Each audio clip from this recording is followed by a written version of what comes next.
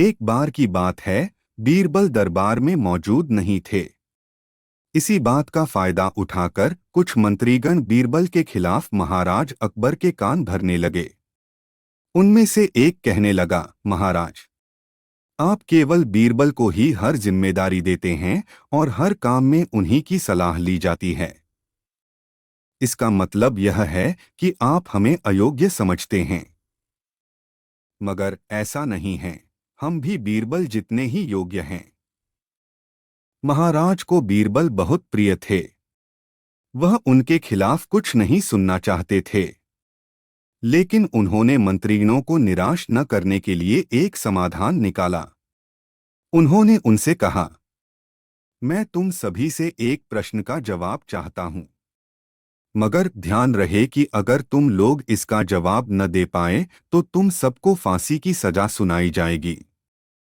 दरबारियों ने झिझक कर महाराज से कहा, ठीक है महाराज, हमें आपकी ये शर्त मंजूर है, लेकिन पहले आप प्रश्न तो पूछिए। महाराज ने कहा, दुनिया की सबसे बड़ी चीज क्या है? यह सवाल सुनकर सभी मंत्रीगण एक दूसरे का मुंह ताकने लगे। महाराज ने उनकी ये स्थिति देख कर कहा, याद रहे कि इस प्रश्न का उत्तर सटीक होना चाहिए। मुझे कोई भी अटपटा सा जवाब नहीं चाहिए। इस पर मंत्रीगणों ने राजा से इस प्रश्न का उत्तर देने के लिए कुछ दिनों की मोहलत मांगी। राजा भी इस बात के लिए तैयार हो गए। महल से बाहर निकलकर सभी मंत्रीगण इस प्रश्न का उत्तर ढूंढने लगे। पहले ने कहा कि दुनिया की सबसे बड़ी चीज भगवान है, तो दूसरा कहने लगा कि दुनिया की सबसे बड़ी चीज भूख है। तीसरे ने दोनों के जवाब को नकार दिया और कहा कि भगवान कोई चीज नहीं है और भूख को भी बर्दाश्त किया जा सकता है। इसलिए राजा के प्रश्न का उत्तर इन दोनों में से कोई नहीं है। धीरे धीरे समय बीतता गया और मोहलत में लिए गए सभी दिन भी गुजर गए। फिर भी राजा द्वारा पूछे गए प्रश्न का जवाब न मिलने पर सभी मंत्रियों को अपनी जान की फिक्र सताने लगी।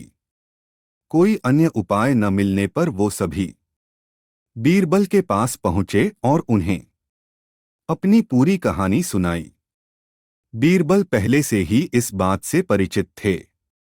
उन्होंने उनसे कहा, मैं तुम्हारी जान बचा सकता हूं, लेकिन तुम्हें वही करना होगा जैसा मैं कहूं। सभी बीरबल की बात पर राजी हो गए। अगले ही दिन बीरबल ने एक पालकी का इंतजाम करवाया। उन्होंने दो मंत्रियों को पालकी उठाने का काम दिया, तीसरे से अपना हुक्का पकड़वाया और चौथे से अपने जूते उठवाए व स्वयं पालकी में बैठ गए। फिर उन सभी को राजा के महल की ओर चलने का इशारा दिया। जब सभी बीरबल को लेकर दरबार में पहुंचे तो महाराज इस मंजर को देखकर हैरान थे।